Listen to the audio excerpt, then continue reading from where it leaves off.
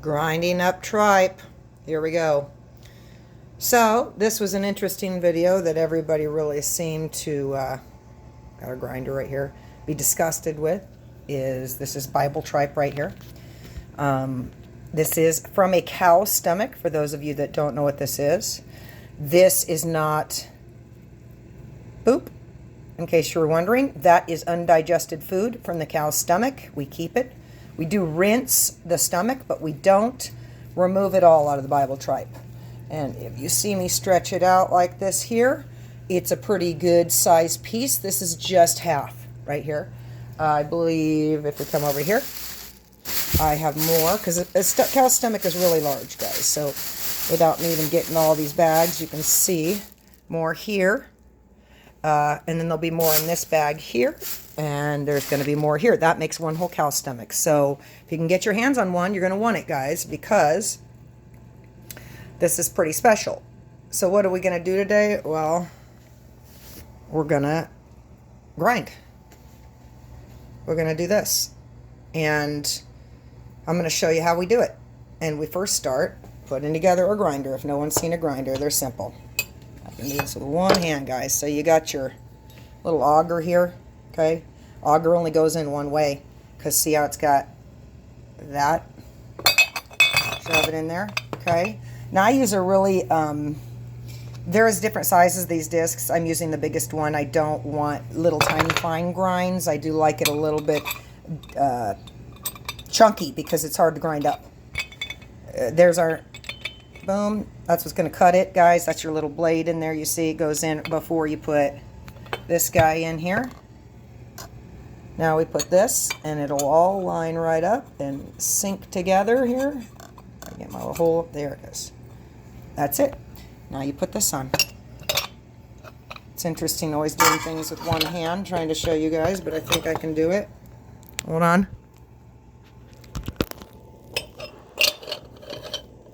Oh. Oh, baby.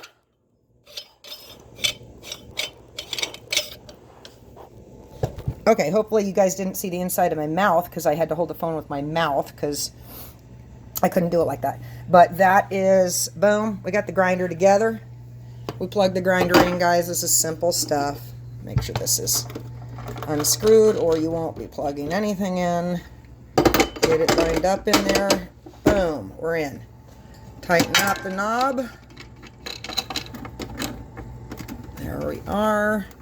Now, all you do is put this guy on. There's all different types of grinders. Get on there, buddy.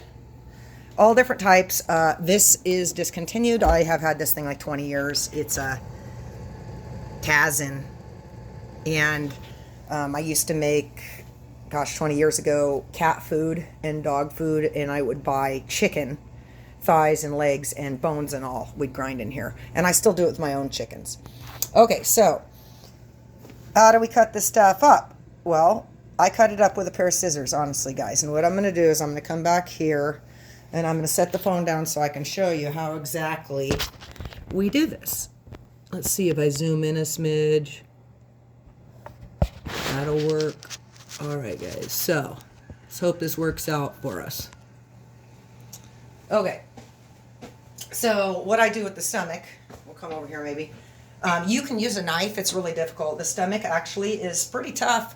Not this Bible part, but when you start getting a thicker membrane and stuff, it can be fairly tough.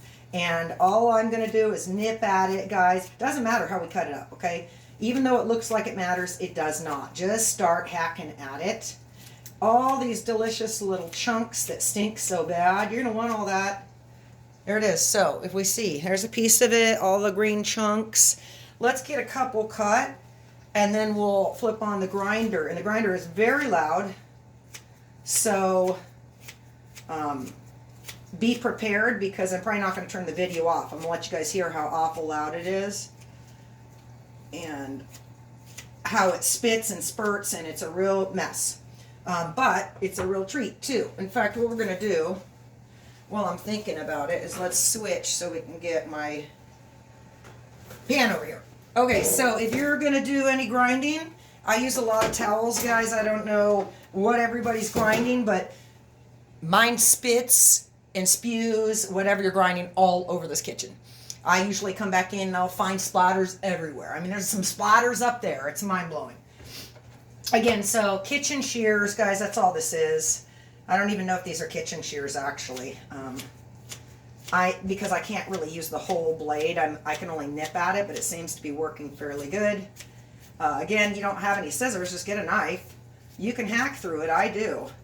I'll show you the back of this membrane that is sometimes what can bog your grinder down. So if you see the white right here, so that's the part that can be a little challenging for the grinders.